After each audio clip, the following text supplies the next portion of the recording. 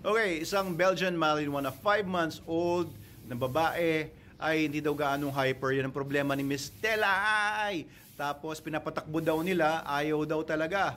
O, sobrang baby pa ba daw niya? Kaya hindi ganon, hindi siya tumatakbo, hindi siya hyper. Please enlighten me. Thanks in advance. So, etong mga Belgian Malinois, no, kagaya nitong si Logan ko, at mga Belgian Malinois namin sa Manalo K9, at this age, makikita mo na naman yung ugali nila. Unless may sakit po yung aso ninyo, genetics na po yan. If it's genetics, it means na tignan nyo po yung mga parents, kung sila ba ay hyperactive, makikita nyo yung magiging ugali ng puppy ninyo. Kung yung mga parents ay hyperactive, tapos yung puppy ninyo ay hindi, baka naman meron siyang dinaramdam, baka naman kulang siya sa socialization, takot siya lumabas, kaya ayaw niya maglakad, ayaw niya tumakbo, o baka nahihiya pa lang. O baka naman meron trauma, baka nadala siya.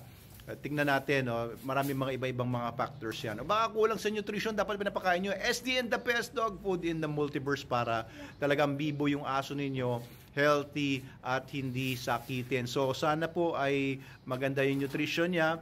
Pa-check niyo po sa vet ninyo para kung may parasites man ay may address yun, kung may sakit man may address yun.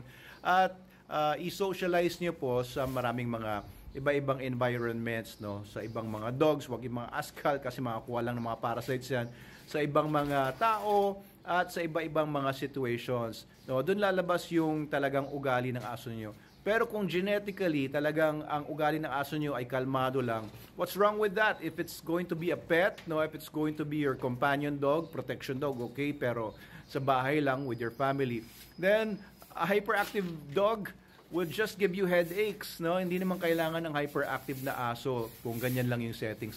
Why do you need a hyperactive dog?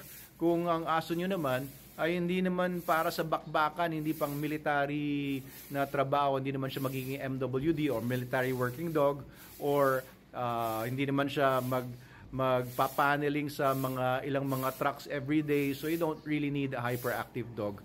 So it's also good trait to have kung malaki yung mga i-cover ng mga areas, no, pero in general yung kalmadong aso okay lang po yun. Pero kung ayaw niyang tumakbo, baka kailangan lang po na i-coach yung aso ninyo, na i-encourage lang po magtatatakbo.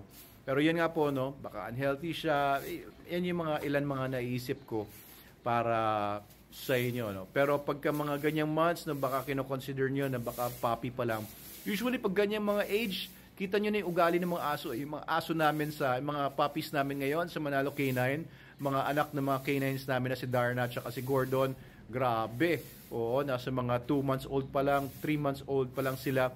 Grabe, nagbabakbaka na talagang mga hyperactive. And we want that kasi ginagamit din namin sa trabaho namin sa K9. And we need dogs like that. Pero in general, you really don't need it. And ano yan?